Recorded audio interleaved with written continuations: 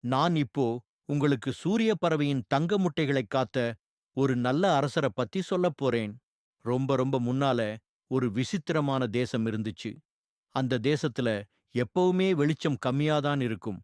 பகல் மாதிரியும் இல்லாம, ராத்திரி மாதிரியும் இல்லாம ஒரு மாதிரியான வெளிச்சம் எப்பவுமே இருக்கும். அந்த தேசத்தை ஒரு நல்ல அரசர் ஆண்டுட்டு வந்தார். அவருக்கு எல்லா உயிர்கள் மேலயும் ரொம்ப அன்பு. அந்த தேசத்துல ரொம்ப விசேஷமான ஒரு பறவை வாழ்ந்துச்சு.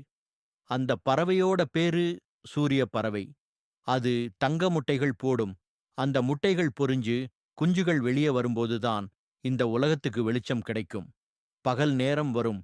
அந்த சூரிய பறவை ஒரு உயரமான மலையில கூடு கட்டியிருந்துச்சு. அந்த முட்டைகளை பத்திரமா பாத்துக்கிற பொறுப்பு நம்ம நல்ல அரசருக்குத்தான் இருந்துச்சு. ஏன்னா அந்த முட்டைகளை திருட ஒரு பெரிய ராட்சசன் காத்துட்டு இருந்தான். அவனுக்கு அந்த தங்க முட்டைகள் மேல ரொம்ப ஆசை. ஒரு நாள் ராட்சசன் அந்த மலைக்கு வந்துட்டான். அரசர் உடனே தன்னோட நண்பர்களான சில விலங்குகளை கூப்பிட்டார். ஒரு புத்திசாலியான குரங்கு வந்துச்சு, ஒரு வேகமான ஓநாய் வந்துச்சு, ஒரு பலமான யானை வந்துச்சு. எல்லாரும் சேர்ந்து ஒரு திட்டம் போட்டாங்க. யாருக்கும் காயம் இல்லாம அந்த முட்டைகள காப்பாத்தணும். குரங்கு என்ன பண்ணுச்சுன்னா, ராட்சசன் வர வழியில நிறைய பழங்களை தூவி விட்டுச்சு.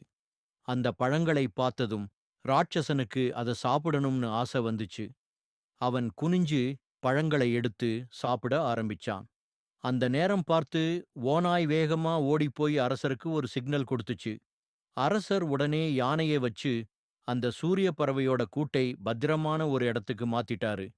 ராட்சசன் பழங்களை சாப்பிட்டு முடிச்சிட்டு வந்து பார்த்தா அங்க கூட இல்ல. அவனுக்கு ரொம்ப கோபம் வந்துச்சு. ஆனா முட்டைகள் பத்திரமா இருந்தனால மறுபடியும் வெளிச்சம் வரும்னு அரசர் சந்தோஷப்பட்டார். கொஞ்ச நாள் கழிச்சு அந்த தங்க முட்டைகள் பொரிஞ்சு அழகான குஞ்சுகள் வெளியே வந்தன. அந்த குஞ்சுகள் சிறகடிச்சதும் அந்த தேசம் முழுக்க வெளிச்சம் பரவுச்சு.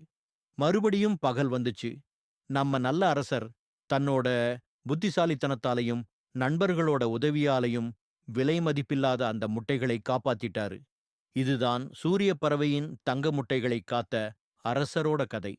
இப்போ நீங்களும் நிம்மதியா தூங்கலாம்.